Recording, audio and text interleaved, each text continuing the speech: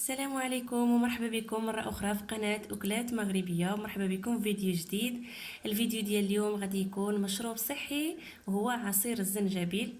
كيف ما كنعرفوا أن الزنجبيل غني صحي وغني بالفيتامينات، غني بفيتامين سي. هذا المشروب هذا كيتستعمل كعصير منشط للدورة الدموية وكذلك للذاكرة، كما أنه كيتشرب كعلاج للزكام وعلاج البرد. سهل جدا، في 3 مكونات. غنمروا لطريقه التحضير. غنحتاجوا الزنجبيل طري، وغنحتاجوا الليمونه كبيره الحجم او الحامض او الليمون بالفصحى، مقشر ومقطع. وغنحتاجوا كذلك عسل النحل. اول حاجه غنديروها غادي نبشروا الزنجبيل.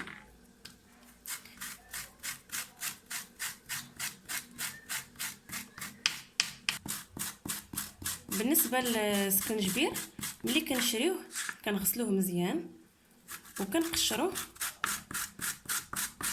وعاد عاد يمكن لينا نستعملوه. ملي نحكوه بالحكاكه الرقيقه، الجهه الرقيقه، باش يسهل علينا الطحن ديالو. ملي كنحكو سكنجبير غنديروه في الخلاط الكهربائي. هاد الكميه اللي صايبت كتخرج لينا 3 د الكيسان.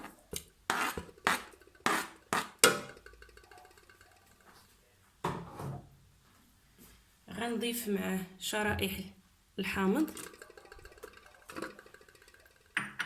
وغنضيف ملعقه كبيره من عسل النحل. الا ما كانش متوفر عندكم عسل النحل يمكن لكم تعوضوه بعسل عادي او سكر، غير باش تضاعف لينا الفائده يستحسن اننا نستعملوا عسل النحل.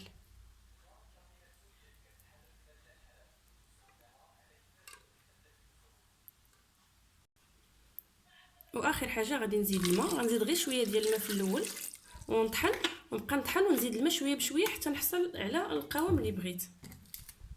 من بعد ما طحنته مزيان حتى وبقيت كنزيد ليه الماء حتى ولا خفيف، دابا غادي نصفيه.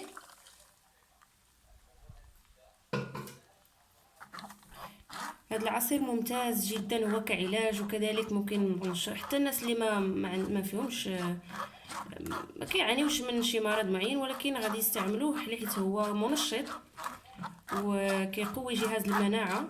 وحتى الناس اللي باغيين ينقصوا من الوزن، فهذا العصير هذا فعال جدا، يشربوه باستمرار وان شاء الله غادي يلاحظوا النتائج.